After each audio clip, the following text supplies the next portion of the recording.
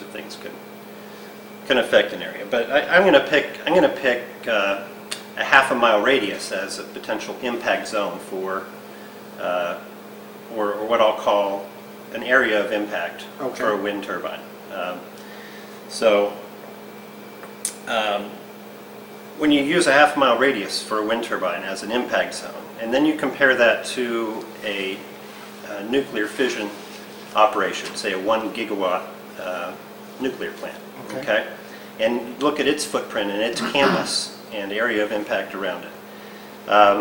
For guaranteed capacity, which is less than raw kilowatt production, raw kilowatt production from these wind towers here will be between 25 and 30% of the rated capacity on an annualized basis, their annual capacity factor. But their contribution to guaranteed capacity at perhaps 8%, PJM, or regional grid, gives them 10 right now. Okay.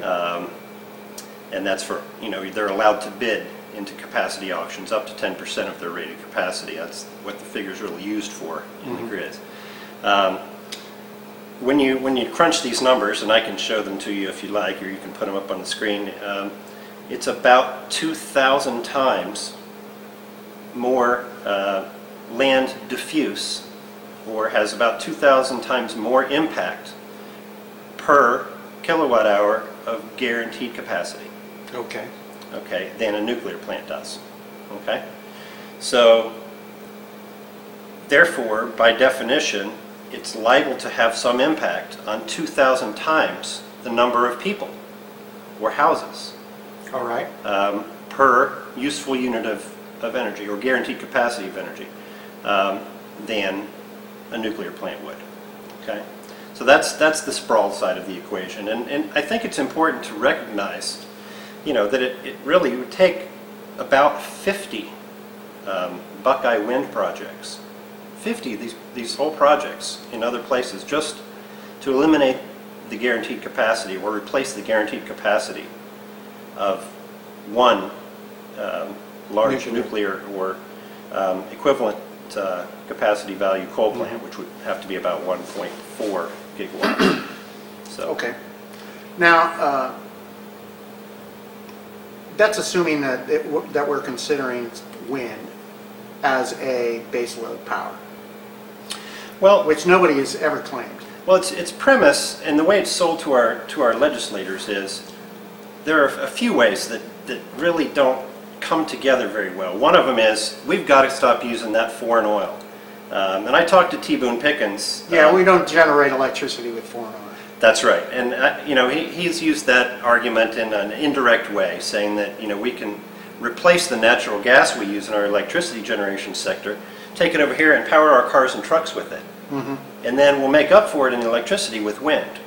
Okay, and I had a little talk with him about that, which I'll get to in a few minutes. Okay, yeah, hold that thought. We'll get back to that because I have to take a break. Okay, sure. All right. Stay with us. We'll be right back with Tom Stacy. Thanks. The Urbana Leader is sponsored in part by the Depot Coffee House, a gathering place for locals, a resting place for bicyclists, and a haven for history and railroad buffs. Located 6 blocks west of Monument Square on Miami Street in Urbana, the coffee house can be found in a refurbished 1890s train station on the Simon-Kenton Bike Trail.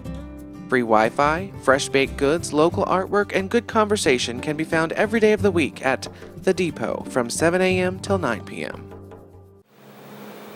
Okay, welcome back. We're here with Tom Stacy. This is Urbana Leader. I'm Anthony Ehresmann. Thanks for hanging around. And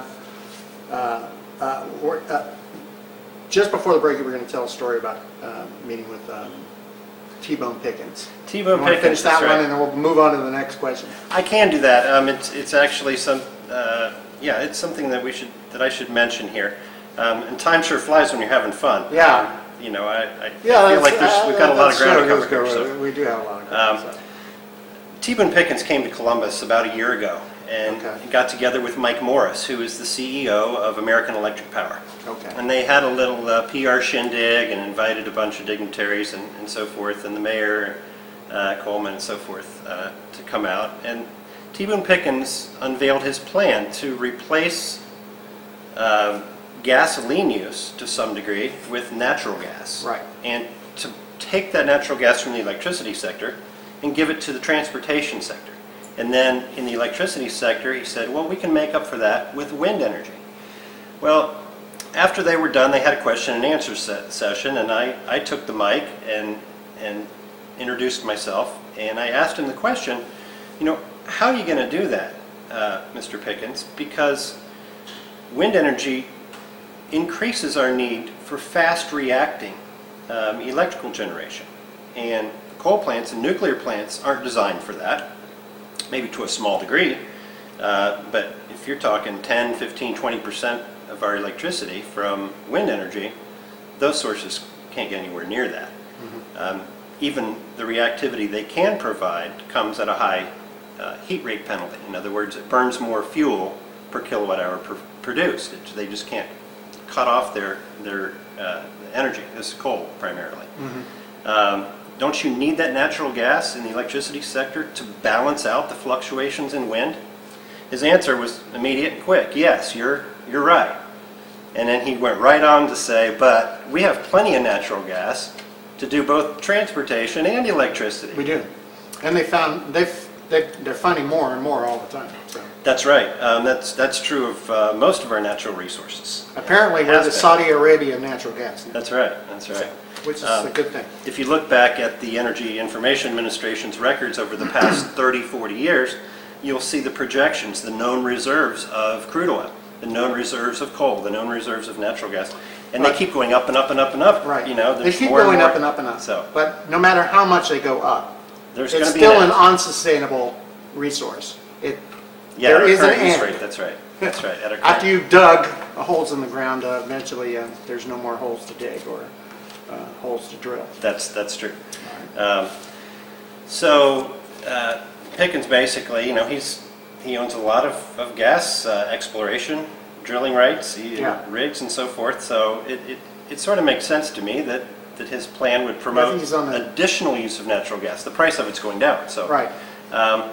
And then Mike Morris chimed in, the president of American Electric Power, and he said, you know, you're right today, but we're going to solve this problem. You know, and he started talking about universities that are doing energy research, and I'm all for energy research. I'm against deploying energy sources that don't meet the standards of today's electrical supply system, and at an affordable cost. Okay. So that's what I got from those guys, and you know, I really feel that the viewers need to know that their tax dollars and eventually their electric bills are going to be going to fund an energy source that, you know, might be an equal technical player someday and might be affordable someday, but they aren't yet, and they've been sold as if they are a player today. That's how they've attracted the subsidies. So.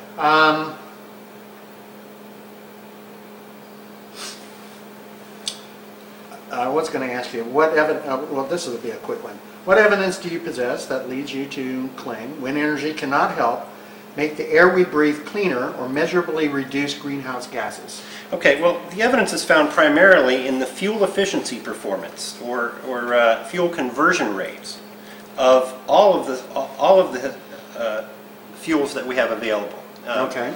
One of the main reasons that wind energy has been promoted is to reduce carbon dioxide emissions. Now, our biggest electrical generation carbon dioxide emitter is burning coal.